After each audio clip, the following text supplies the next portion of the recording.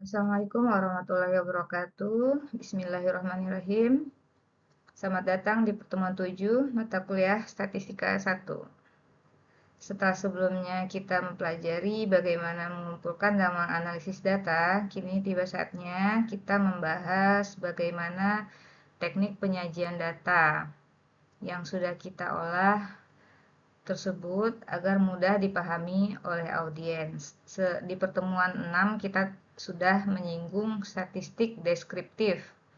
Nah, statistik deskriptif itu nanti akan disajikan berupa tabel, diagram, ya, grafik, dan lain-lain. Nah, kita harus belajar bagaimana cara menyajikan data tersebut menggunakan chart yang tepat, diagram yang tepat gitu ya. Untuk data ini pakai apa? Untuk data ini pakai penyajiannya pakai apa gitu ya. Jadi kita akan belajar cara menyajikan data itu sehingga kita bisa mengkomunikasikan hasil temuan kita secara efektif kepada audiens atau yang membaca hasil penelitian. Nah, ini ya, secara umum pembagiannya itu berupa tabel, grafik, dan diagram. Masing-masing memiliki kelebihan dan fungsinya sendiri. Kita akan bahasnya satu persatu. Grafik dan diagram ini kalau di Excel itu semuanya bahasanya chart gitu ya. Ini semua masuk ke chart berupa polygon, histogram, bar chart, kemudian pie chart gitu ya, map chart yang peta ini. Baik, kita masuk ke tabel. Tabel ini adalah cara paling dasar dan terstruktur untuk menyajikan data numerik. Tabel memungkinkan kita untuk melihat angka-angka mentah dan perbandingan yang detail. Tuh. Jadi dari data-data yang banyak, misalkan ratusan atau ribuan, itu diringkas menjadi tabel sehingga mudah dibacanya gitu ya, kesimpulannya gitu. Ada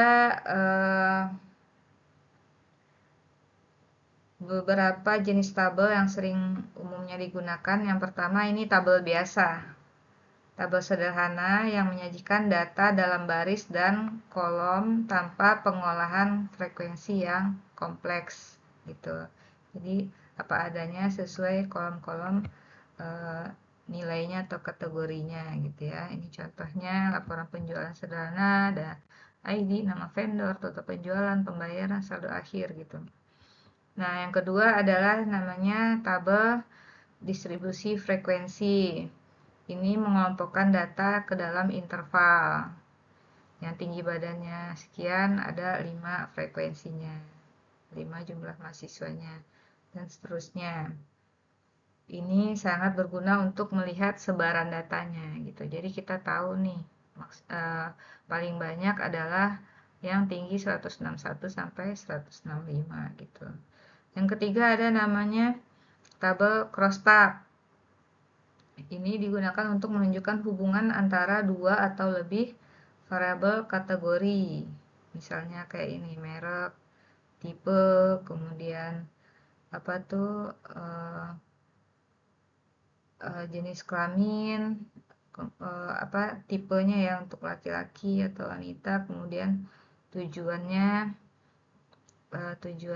ke kota mana gitu ya. Ini produk sepatu ya contohnya gitu. Nah, ini tabel crosstab ini membantu kita melihat pola atau hubungan antar kategori gitu ya. Jadi ini berupa ringkasan rangkuman dari penjualan sepatu ya per kota Bandung, per merek, nah per tipenya untuk laki-laki sekian, untuk wanita sekian gitu ya. Surabaya juga seperti itu. Nah, tabel crosstab ini kalau di Excel namanya pivot table.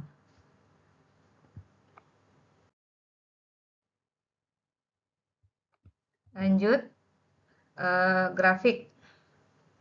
Grafik ini adalah representasi visual yang kuat untuk menunjukkan tren, pola atau perbandingan data. Gitu.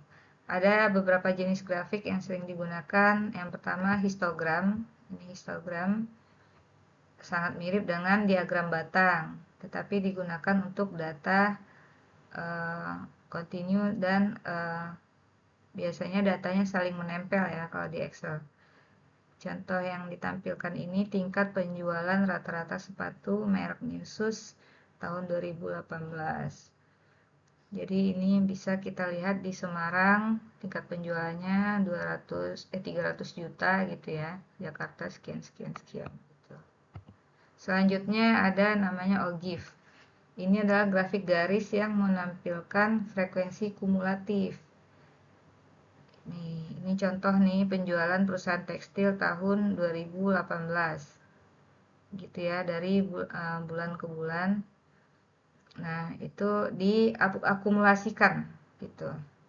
Jadi grafiknya pasti naik terus seiring dengan waktu atau kategori gitu. Contoh lainnya misalkan grafik korban COVID dulu kan ya, COVID setiap tahun kan kalau diakumulasikan naik terus. Korban di Palestina gitu ya, pasti cocok pakai grafik OGIF ini karena setiap bulan, setiap tahun, setiap hari itu meningkat terus pakai OGIF ini. Jadi kita bisa kelihatan titik terakhir adalah berapa korbannya gitu di tahun yang terbaru gitu. Nah, ini mirip juga garis juga, grafik garis juga, tapi dia tidak selalu naik seperti OGIF ini, bisa naik turun ya. Ini namanya poligon. Adalah grafik garis yang dibuat dengan hubungan titik tengah bagian atas setiap batang histogram. Nah, ini misalkan contohnya penjualan perusahaan tekstil tahun 2018, ini tidak diakumulasikan. Tahun awal bulan awal 350, nanti bulan kedua 750, bulan keempat naik 1150, kemudian ini bukan bulan ya, ini setelah itu turun lagi seperti itu. Jadi dia sesuai titik waktu itu aja gitu, data waktu sesuai kategori itu aja. Dia bisa naik turun gitu ya. Ini namanya poligon atau banyak garis.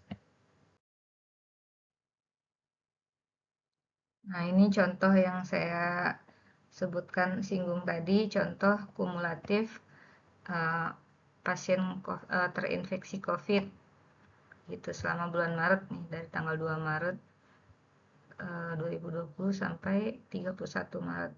Pasti nambah terus. Ini OGIF ya, contoh dari OGIF. Selanjutnya adalah diagram. Meskipun sering tumpang tindih dengan grafik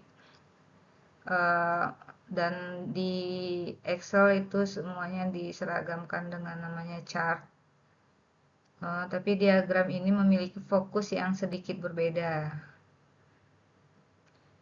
Nah, yang pertama kita pelajari adalah diagram batang. Diagram batang menyajikan data bersifat kategori atau distribusi. Ini contoh kasusnya penjualan rata-rata di setiap kota yang warna ini per tahun gitu. Jadi ini memudahkan perbandingan nilai antara kategori atau perubahan nilai dari waktu ke waktu gitu di batang-batang. Kemudian diagram garis. Diagram garis ya hampir sama seperti poligon tadi ya. Menyajikan gambar keadaan tren suatu pengamatan. Ini sangat cocok untuk menunjukkan bagaimana suatu variabel berubah sepanjang waktu dalam urutan tertentu. Misalnya ini pergerakan rupiah terhadap dolar sepanjang tahun 2020 nih, dari Januari, April gitu ya. Saham juga kayak gini, harga emas pakai diagram garis ini gitu ya. Selanjutnya diagram lingkaran atau di Excel namanya pie chart ya. Ini idealnya untuk menampilkan proporsi setiap kategori terhadap keseluruhan. Ya, persentase gitu maksudnya. Dari 100%, misalkan 10% berada di Semarang, 33% di Jakarta, kayak gitu. Jadi cocoknya bagi satu dari 100% itu dipecah berapa persentase masing-masing, itu cocoknya pakai diagram lingkaran. Setiap irisan lingkaran mewakili persentase kategori dari total keseluruhan, sehingga kita bisa dengan cepat melihat kontribusi relatif masing-masing kategori. Jadi ini dari gambarnya kelihatan nih yang paling gede adalah Jakarta gitu ya. Dibantu juga dengan angkanya. Selanjutnya ada diagram peta atau map chart. Merupakan penyajian data dalam bentuk gambar yang melukiskan fenomena atau kejadian dihubungkan dengan suatu lokasi kejadian yang diamati. Ya. Ini membantu kita menganalisis secara spasial ya dan memahami pola geografis data gitu. Dibanding kita taruh di tabel, misalkan ini COVID ya, misalkan yang paling besar itu yang merah misalkan ya, yang hijau itu yang paling aman. Kalau kita taruh di tabel-tabel itu akan setiap provinsi ada 30 lebih provinsi, kemudian angka-angka risikonya itu rasanya lebih mudah warna-warna seperti ini di peta. Jadi kelihatan nih yang masih aman itu banyak hijaunya itu di Papua gitu. Nih yang banyak merahnya di sini di Pulau Jawa, Kalimantan ada, Sulawesi ada gitu. Karena ada biangnya di sini yang menyebarkan COVID itu gitu. Jadi ini kalau berdasarkan geografis lebih mudah melihat kesimpulan itu melalui diagram peta. Demikianlah pembahasan kita mengenai berbagai teknik penyajian data. Nah, dengan pemahaman itu semoga kita bisa memilih metode yang tepat untuk menyajikan data agar data tersebut mudah dipahami dan pesan penelitian disampaikan dengan lebih efektif gitu ya. Seperti biasa ada kuis yaitu latihan membuat tabel, grafik dan diagram ini di Excel yang akan dijelaskan pada video selanjutnya. Terima kasih. Assalamualaikum warahmatullahi wabarakatuh.